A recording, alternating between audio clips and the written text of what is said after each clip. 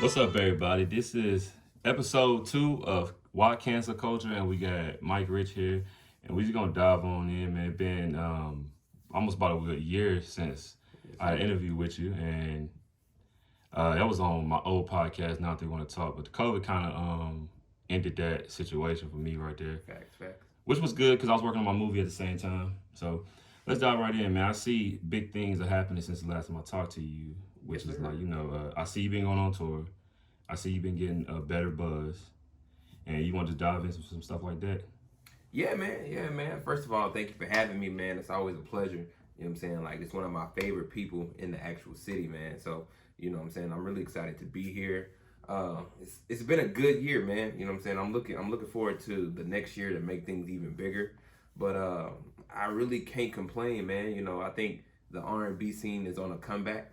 You know, I think a lot of people are leaning back towards the R&B vibe, you know, but right now the girls are killing. Like, the girls is, you know, you got her, Jasmine Sullivan, SZA, you know what I'm saying, LMA, all of them are just killing the game. So, you know, I'm trying to bring us fellas back in there, man. You know what I'm saying? Me and my friend Jay, he spins for me and stuff, man. We came up with a concept, the R&B Night Tour, that we started last summer.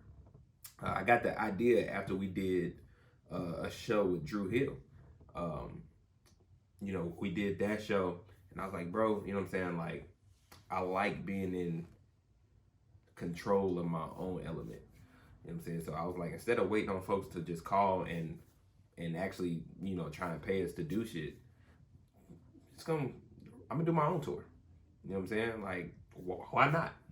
And we've been blessed to do, you know, 7 cities in the past 3 or 4 months, man. So Yeah, it's definitely dope, man. One thing I told you this off camera too, man. One thing about your music is that your R&B style, you can actually shapeshift into current and in the past. Right. It can give you like a 90s feel, which most people look for, and it gives you an up-to-date feel too, which is definitely dope. So let me ask you something right here, man. What's the type of pros and cons you deal with just being on the road, been away from your kids? What kind of pros and cons come with it? Because, you know, you start going to different cities and you see different things. Yeah. You pretty much nailed it in that first line, man, is family time. You know what I'm saying? Like, finding that perfect balance between, you know, your music, you know, your actual job, and then your actual kids, you know what I'm saying? And, you know, I got a girl too, so, you know what I'm saying? Like, trying to split that time up in 10 ways can be really, really hard. You know what I'm saying? Like, I pride myself on being an active father. So, you know what I'm saying? Like, I lose out on a lot of sleep because I get off work, try and have my kids. Once I drop them off, then I'm at practice. If I'm not at practice, I'm in the studio. If I'm not in the studio, I'm directing for other people. And then on top of that, I'm still trying to promote these shows. You know what I'm saying? Spending my own bread, my own money, my own time. You know what I'm saying? Like, that's the hardest part of being out there. You know what I'm saying? And, you know, doing a show isn't easy. You know what I'm saying? I do about an hour show. You know what I'm saying? So I got to prep for that show. Got to have my appearance for that show. Got to push the actual show. And then I got to do it. And then we got to drive all the way back. And most likely I'm back at work. You know what I'm saying? That next day. Doing it all over again, man. So, you know, it's a constant grind. It's not as glamorous as people think it is, but that moment on stage is worth it. You know what I'm saying? Though, like, whenever you see, you know what I'm saying, crowds going crazy, or there's a packed house and they're there to see you in a city that you're not even from. So, okay, hey, some dude. I put a meme up on social media about you, how people look at you when you because you usually select a woman off out of the crowd when you get off stage and do that like that. Yeah. Like, that didn't ever escalate to something bad, did it? Or people just give you mean stares because. And then what makes you pick one of the women? Is like the loudest woman, or what makes you do that right there? You know, nothing's crazy has happened yet. I have people stare mean, but you know what I'm saying. I normally try to stay away from like women that's with a man. You know what I'm saying. I kind of stay away from that, but that's normally the last part of my show. So I'm kind of scoping all show. You know what I'm saying? Like I'm watching who's paying attention. I'm watching who's enjoying themselves. And normally I pick someone that's been hyped that whole show. You know what I'm saying? Like, and sometimes I pick like older women because they just know how to have a good time. Yeah, I'll be peeping. You know what I'm saying? Like they like they're not too cute and pretty to have fun. You know what I'm saying? Yeah. A lot of the pretty younger women, they kind of shy away from it. But it's fun, man. It's for my song Cloud to Cloud 9. I bring a woman on stage every show, and they show out, man. And they show out. It makes for great camera footage, man. So I think that's helping. Like I think that right there is helping you get more fancy. You gotta think, man. If a certain person lacks self-esteem and you just pick this person, you don't know if that person had a bad morning. She's like, wow, this outfit really did make me stand out of the crowd. So now they like, I gotta listen to Mike Rich. At this point. Yeah. Do you and your DJ ever clash at any points in times? Or y'all get more of a... No, it's a natural thing, man. You know what I'm saying? Like, we've been working together for about a year now. You know what I'm saying? So, he pretty much knows my set. Yeah. You know what I'm saying? Like, he don't step on my toes. I give him his moments. You know what I'm saying? Like, right now, it's pretty much like family now. You know what I'm saying? Like, even when things are going wrong, I don't have nothing to worry about because I know he's going to carry until it's right. Oh, that's pretty dope, man. You know what I'm saying? So I want to ask you something besides the tours that you got a tour coming up, correct? Yeah. What cities you gonna be in? We're gonna start it here. So okay. I'm gonna do it in Clarksville. I think March 12th, 13th, and 14th will be the first stretch. So we'll do Clarksville, Huntsville, Alabama, and we're gonna go to Bowling Green. And then after that, for the rest of the year, man, we got we're trying to touch every southern state at least twice. So we got South Carolina coming up. We got Arkansas coming up. We got Missouri. We got Georgia. We're going to go down to Florida. And then we're going to end it in Texas. So. Okay, yeah, Texas. I got family out there, man. Yeah, man. Texas money state, man. Absolutely. We doing Houston, Dallas, and Austin. So out of all these states, now, we talked about this before, and I know you watch Flat TV. I watch Flat TV. Yeah. One thing he talked about with Boosie is that there's a lot of hatred in your own city. And I want you to elaborate on that. What do you see? Because I know this right here. And even just something you showed me off camera, right? We could look at some of these people, some of these artists here that will be on Facebook lying about their streams, lying about this, and then Spotify tells you how many listeners they have. And some people got less than 100, some people only touching 100. But I've seen yours, and you up in the thousands. Yeah. And when you see stuff like that, and you realize those same people don't show love in the city, man, but you go somewhere like South Carolina and you got people screaming that never saw you in Walmart in their lifetime, right? So can you just elaborate on hatred in your own city? Man, it's a never-ending story that, what I'm saying, I feel like we've all dealt with in some way, shape, form, or fashion. It's like the people that know you are the ones that support you the actual least. You know what I'm saying? And that could be a hurtful thing, but once you get over it, you really don't care. You know what I'm saying? Like, out of my almost 5,000, monthly listeners, Clarksville and Nashville is not even nowhere near my top cities list. You know what I'm saying? At all. And that used to, kind of bother me. But, you know what I'm saying? I mean, they killed Jesus. So, you know what I'm saying? If they can kill Jesus, why would they support you? You know what I'm saying? Like, these are the people that grew up with you. These are the people that went to school with you. They work with you. They see you at the club or Walmart. They don't want to see you doing better than them. You know what I'm saying? Like, they don't. We came from that same place. How did you get here and I'm not there? You know what I'm saying? I'm not saying that I am there, but you know what I'm saying? Like, those same people will try and bring you down to reality. A lot of people will share your stuff and like it, but they'll never click on that string lick. But they'll never click and actually watch an actual video because they got hate in their heart, man. You know what I'm saying? And I never understood it. I've always been one to try and support anyone doing anything here. You know what I'm saying? Because I know what type of grind that it takes. But that's why, you know what I'm saying, like, most of these rappers get killed at home. Yeah, I did notice that. You got Nipsey, man. You know what I'm saying? Like, there's Dolph just now, bro. You know what I'm saying? Like, there's so much hate. I never understood it. Like, You know, one thing that's tragic to me, man, when you start, like, I didn't know Young Dolphin owned over like 100 properties. He bought foreclosed homes and put it in his kid's name. It's like he was building generational wealth. When you hear stuff like that, man, it's kind of like, damn, I think maybe a conversation could have fixed it. But I told you off camera, a lot of people that I see, they're chasing the character. And when they're chasing the character, they got to live up to that character that they presenting online. Because I think one day, man, I hit you up one day, and it was I think it was when my last movie premiered. I had some people making comments about things that were supposed to be close to me. They should have told me the flaws they seen up close. But, you know, me doing this, I'm the cameraman, light man, editing man, edit sound, edit everything like that. And I hit you up one day. I don't know if you remember this. I hit you up and like, man, Dan, how you deal with all the hate sometimes? And me and you talked through Facebook about it, and you was just saying you notice shit too like that. And I think that sometimes that shit get hard to embrace. Yeah. I don't think you can ever really embrace it, because I think when you move with no malice in your heart, and then it's almost like all the time it's a blind side, especially when you on a grind, and most people only see the highlights. They don't see the struggle. They don't see the long nights or the hours sleep you got. They don't see that. Bro, people only see what they want to see. You know what I'm saying? They're like, oh, Mike Rich makes music. You don't see the countless money that I spent into my music, the countless hours I spend doing my actual music, or helping other people. You know what I'm saying? Like, I don't only do my music, I record for other people, I direct for other people. You know what I'm saying? I help push other people. You know what I'm saying? Like, it's actually crazy that, like, this year's tour, I'm actually bringing other R&B artists with me, and we got a city full of artists, and I couldn't get nobody to go. You know what I'm saying? Like, because they don't want to be under a wing.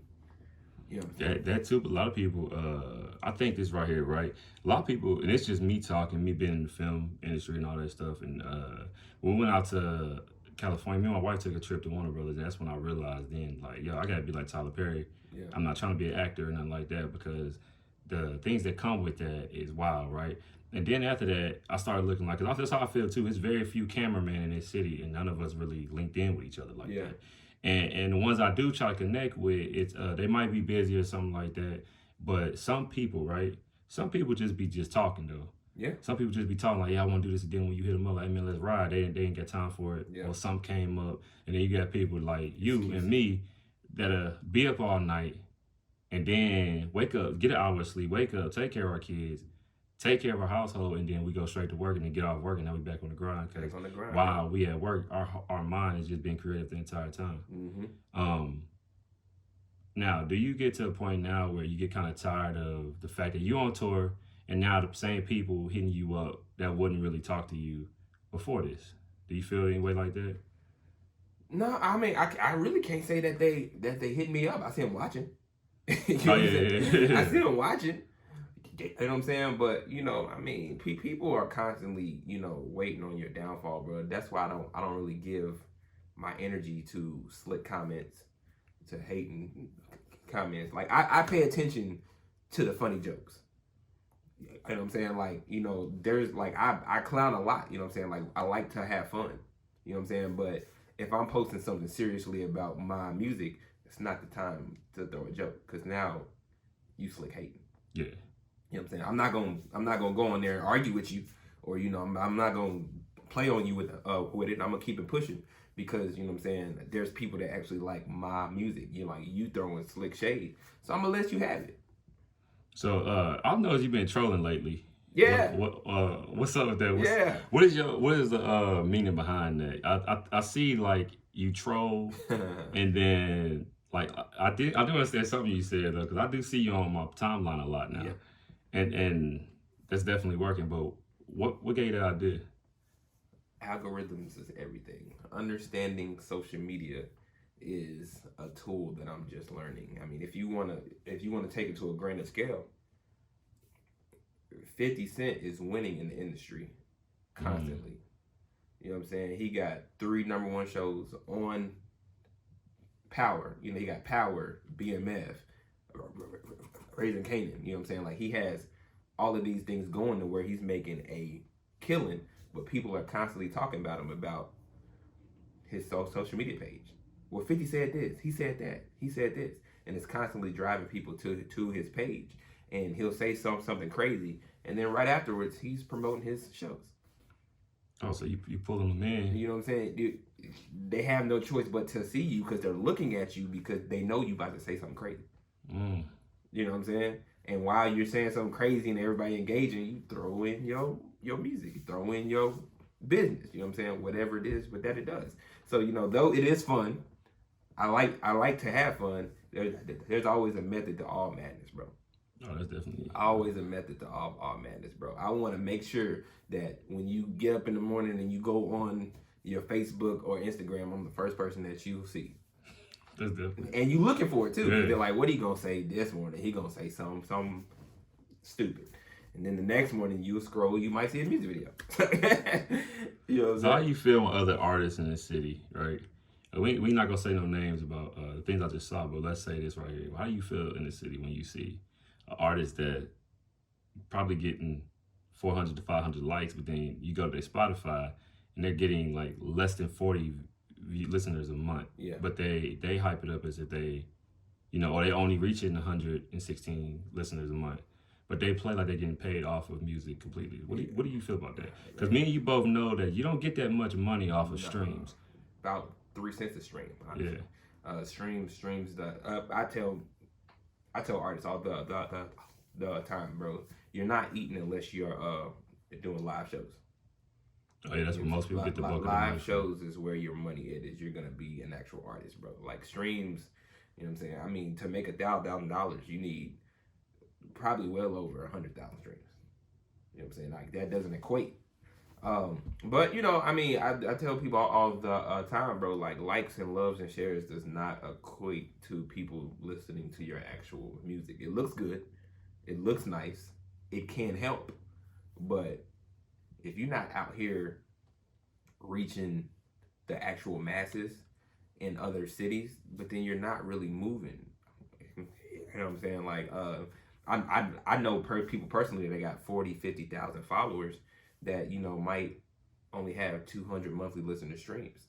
You know what I'm saying? But people who actually listen to music in like other countries or other cities, they might run into you on their playlist on Spotify and they might, follow you and love this song. That doesn't mean that they're gonna look at your name, be like, okay, Mike Rich, let me go find him on Instagram.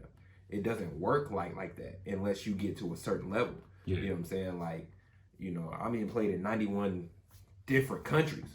That don't mean that everybody that listened to my song and actually love it and know the words to it is gonna want to type in my name and follow me on social media. You know what I'm saying? Like, social media is still character based. Yeah.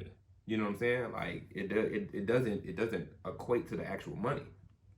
So I mean, I'll tell you, man. You of course know I do music, but yeah. I've made more money on my movies and books, and selling merchandise, and even podcasts. Podcasts make more money than what's the name? You make more money in podcasts just by putting advertisement on your podcast. Yeah. And you make way more money in podcasts than you do as far as music's a long journey. Yeah. Long journey. You know what I'm saying? See, most people think it's right here because me and my brother, we used to do music a lot, like as a group, right? Yeah. And then when I started doing my own single albums, I started realizing like, damn, you don't get paid till 3 months after. Mm-hmm. Like you think you think you about to get paid like, well, I don't know. I'm not gonna say you thinking that or other people thought that. I thought that damn, you get paid like maybe at the end of that month. No. Because how the movie it's quarters. Yeah, how the movie thing work is like the revenue you bring in this month, you'll get paid at the end of next month. Yeah. It's every 30 days. At least the website I was using at the time. Yeah. And I was seeing big checks from that, and plus I still have a regular job, plus I'm still in school. Yeah. And that's one thing too. Music can't be your sole purpose until you actually reach that level until you reach that pedestal. You know what I'm saying? It takes a while, man. You know what I'm saying? Like if you're not touring on a regular basis, bro, like you need other streams of income. You know what I'm saying? Like it's really, really hard. Music is one of those fine lines to where people look like they're living apart, and that's just simply not the actual case, bro. You know what I'm saying? That's why, there's always been that long age conversation about, the 360 deals and why would people sign? You know, I'd rather stay independent. Okay. Yeah. Independent means everything out of your own pocket too. You know what I'm saying? Like, and real production is really expensive. Yeah, you need the machine behind you sometimes. Exactly. Yeah. Like especially if you go on the R&B side, that's a whole different budget cost than like the rap side. So how do you keep your vocals up whenever you, like, you know, because I know you sing, so yeah. You can't be yelling at work, can't do shit like that because you can fuck your throat up at least at that moment, and then you can't perform. So you can't smoke either. Right? You can't smoke cigarettes. I don't smoke. I barely drink, and that's just occasional. But vocal warm-ups, vocal exercises, and actual gym. You know what I'm saying? Like, you gotta be in the gym. You gotta have your wind up. You know what I'm saying? Because you moving on stage and all of that, man. So it's a lot to it, bro. You know, everybody was just talking about Summer Walker's deal and Megan Thee Stallion's deal, and they, you know, they're so stupid for signing that, and you know they got a bad deal, but people don't realize that it's a long journey. I want to know, because a lot of people run into cancel culture by accident, by simply being themselves, right? Yeah. So, do you think that cancel culture happens too fast to where they don't create transparency? Like, I'll relate it back to David Chappelle. David Chappelle didn't get canceled because of who he is as the GOAT, right? The Baby got canceled for a little while until he had to apologize to people and stuff like that, right? Do you think that cancel culture, they cancel people too fast? To me, bro, cancel culture isn't a thing. And I will tell you why. But the Baby got, you know, in trouble, and rightfully so. You know, I felt like his comments were really stupid and unwarranted. He also just posted his Spotify Wrapped on the year. He did 3.5 billion streams. Where's the cancellation at? People can say that they're canceling you and they can put all these hate things about you, but I believe somebody said that there's no such thing as bad press. You know what I'm saying? Because if people are talking to you, talking about you, then people are listening. You know what I'm saying? The more that you see his name, the more that it's trending, the more people hate you, the more people that are gonna support you as well. You know what I'm saying? Like, people was, you know, even when that whole thing just happened with him and Danny, you know what I'm saying? You had people that hated him for it. You had people that loved him for it. Those people that loved him for it went and streamed that actual music. That's why people like Boosie don't care. You can try and cancel me all you want to. I have my set fan base that's going to rock with me regardless. So do you think? So basically, sometimes cancel culture only exists on Twitter, basically. On exactly. Media. You know, work cancels all of that out. You know what I'm saying? Like, Chris Brown got canceled 10 years ago. Still on the Billboard charts every time he drops something. You know what I'm saying? Like, if you continue to put out quality work, your music will live on forever. R. Kelly's probably never getting out of jail. Somebody's still playing Step in the Name of Love right now. Now, I'm not saying that I condone any of that action, but I'm saying cancel culture as far as your music is not a thing. As long as you continue to drop hits and continue to actual grind, it'll blow over. You take your hit, you go back in the studio, and you drop. Tory shot Meg, and his album went #1 afterwards. Allegedly shot. Yeah. Correct, because we don't know, but he got canceled for allegedly shooting Meg, and his album went #1 like 2 months later. How are you canceled? Well, I guess you're right about that then. You know, but the numbers don't say that the Baby was canceled, that Tory Lanez was canceled, that Chris Brown was actually, you know, canceled. I think sometimes people forget that people are human, and when we put those type of stars on a pedestal, that when they do something less than perfect, then they automatically are shunned away for it. And it's kind of hard to.